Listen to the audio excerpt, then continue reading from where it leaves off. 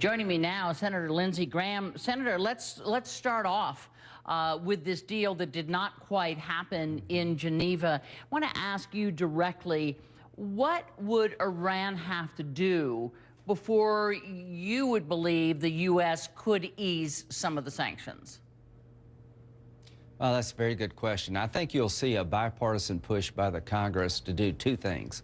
To introduce another round of sanctions. We believe that sanctions and the threat of military force is the only thing that's going to bring the Iranians to the table. But what would a good outcome look like? There will be a bipartisan resolution, excuse me, introduced into the Congress very soon that has 4 parts to it. A successful outcome would mean that stop enriching, dismantle the centrifuges, stop the plutonium producing reactor at Iraq.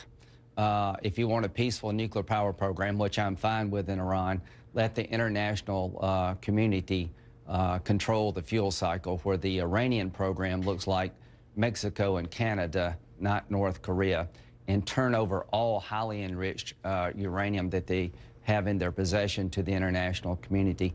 Those 4 things, I think, would be a good outcome for the world and, quite frankly, Iran.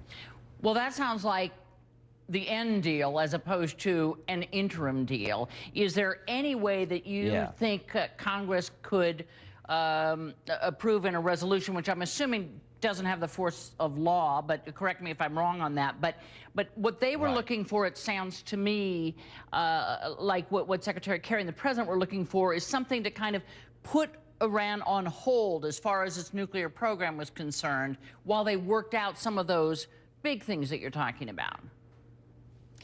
Well, my fear is that we're going to wind up creating a North Korea type situation in the Mideast, where we negotiate with Iran, and one day you wake up, they don't give up their enrichment capabilities, they don't divest themselves of a plutonium producing reactor, the centrifuges continue to spin, and you're going to have a nuclear Iran, and that will be far more destabilizing for the Mideast than a nuclear North Korea for the Korean Peninsula. So I am about the end game.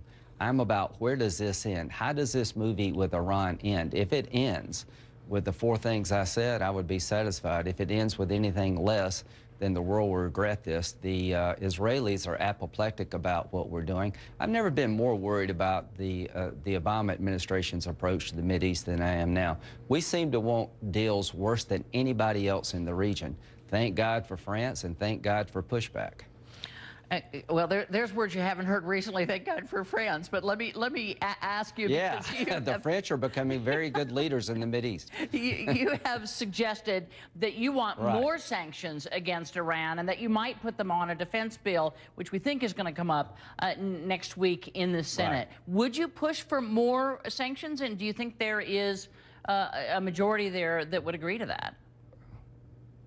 The best way is to start in the Banking Committee, to have a new round of sanctions that could be relieved if Iran does the right thing. We believe, the Congress believes, that sanctions, along with the threat of credible military force by the United States and Israel, has gotten us to this point, that if you back off now, you're sending the worst possible signals. But these new round of sanctions could basically be waived if the Iranians do the right thing. And let's just look at it from the 30,000-foot view here. You got a regime that's lying about what they're trying to do. They're trying to build a nuclear weapon. They've never been trying to build a peaceful nuclear power plant. For 30 years, they've been terrorizing the region and the world. They're the largest state sponsor of terrorism. Why in the world would anybody want this regime with their agenda threatening to wipe Israel off the map, at the end of the day, to have any highly enriched uranium in their possession, to have a plutonium-producing reactor, and the capability to enrich uranium to make a nuclear weapon? Well, the question is, their behavior and the do you think that more sanctions? Do you think that more sanctions are needed at a time when the U.S. is trying to come to an interim deal? Those seem at opposing, toward opposing ends. I think the only thing has got them to the table, and I'll give Obama administration credit for this. They've created really good international sanctions. If we back off now, I think that's exactly the wrong signal.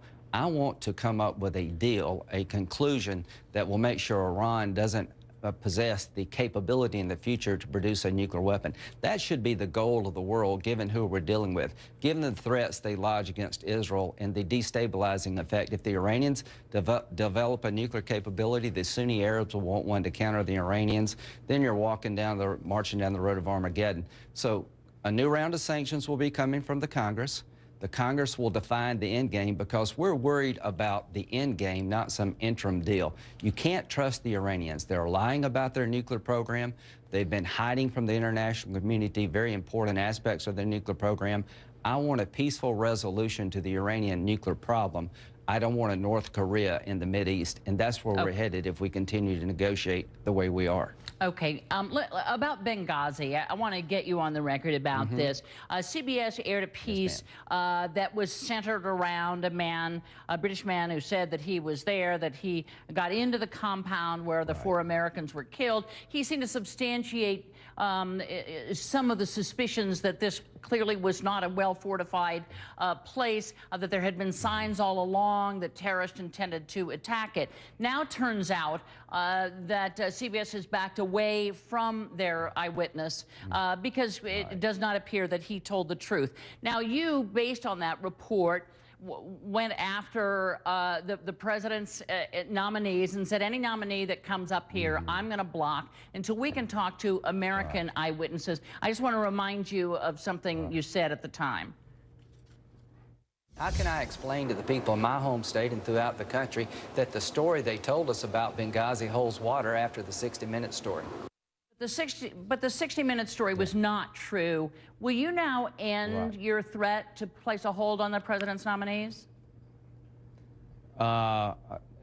My request has been going on for a year to talk to the 5 survivors of the State Department. I never asked for the British contractor. I didn't know he existed. We've written 1 letter to the president, myself, Kelly Ayotte, and John McCain, 2 to Secretary Kerry. On the 24th of September, we said we would like to interview the survivors, the 5 State Department officials who have been interviewed by the administration but not by Congress. The 60-minute story says that the attack on the compound was not a protest, but a pre-planned al-Qaeda attack that you could see coming for months, and people who said that were not the British contractor. I want to ask the survivors who've never been interviewed by the Congress, please let me just finish here. Did you report a protest? Did you ever indicate there was a protest? Did you say this was a terrorist attack from the beginning? When you were interviewed by the FBI 4 days later, did you ever mention a protest? If the survivors, Candy, never said there was a protest, where did the story come from? And did the survivors, would they tell me, if I asked them, had a chance to, was there inadequate security in your mind? Could you see al-Qaeda build up in Benghazi? Did you tell anybody about the threat of al-Qaeda? Sure, and how did they respond? Okay, to me, that's the essence of what I'm trying to get at. Right, and I understand, and you've been at it for some time, but what spurred your action to block the president's nominees was the 60 Minutes report. So that's what prompted you to do this. And now, I mean, you did it the day after and you cited it. And so my question is, are there other ways to get out, to get what you want without threatening the president's, the head of the Fed or the head of the Homeland Security Agency? I met with the State Department Thursday about my desire to talk to the 5 survivors, American personnel, State Department employees, American citizens, independent of the State Department's Accountability Review Board. Nobody in Congress has got to talk to these people. I released 2 ambassadors that I had a hold on because we're trying to work out a bipartisan way to interview these witnesses. Why? Oversight's important. I want to perform oversight. I'm not trying to prosecute a crime. I'm not trying to defend the British contractor. I want to hear from the people that work for us, that are American citizens in harm's way. What did you feel like when you were told nobody was coming to help you? Did you see a protest? Did you report a protest? Did you tell the FBI about a protest? And if they didn't, did you see security concerns before the attack? Did you report them, and who to? 14 months after the attack, we haven't heard from those who survived the attack. Congress has an independent duty to find out what happened in Benghazi, and that's what I'm after. And I hope we can find a way to get these interviews and release all the holes. I understand, but I want to clarify 2 things. Right now, your threat to hold up nominees stands. I've released two. Right. With the understanding that we're going to have a bipartisan process to interview the survivors, to ask the basic questions. Was there ever a protest? Did you report a protest? Were you concerned about security before the attack? But it holds in general. What did they tell you? Depending on the situation, your threat to place holds. It holds. Okay.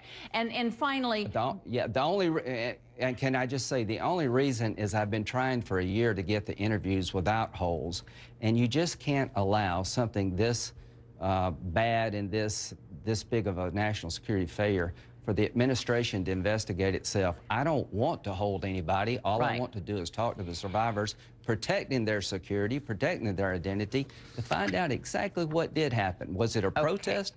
Was it an al-Qaeda-inspired attack? Let me ask you How did quickly, President Obama and Secretary Clinton miss the rise of al-Qaeda in Libya? And let me just say quickly and see if I can get a quick answer from you. We know that one eyewitness in the region has testified, at least on the House side, behind closed doors, where CNN has learned that there will be 3 former security people. They're described as a former SEAL, a former Ranger, a former Marine, will testify next week. How many is enough for you? That's good. Okay, there are 5 State Department survivors that were interviewed by the Accountability Review Board appointed by Secretary Clinton. Those 5 and the CIA officials who have relevant information about Benghazi, that's all. Less than 30 probably. All I'm trying to do is establish where did the protest story come from. You want 30, there's 30 folks you want to talk to. I don't know how many on the CIA. Okay. All right. Well, I don't know how many in the CIA, and the CIA has been pretty good. They're providing witnesses to their oversight committees. The State Department has thus far refused to allow anybody in Congress to talk to these 5, and we're going to talk to them because they possess the best information about what happened at Benghazi, more than you and I know, and I want to find out what they know. Certainly more than I know at this point. Thanks so much, Senator. I appreciate your time this morning.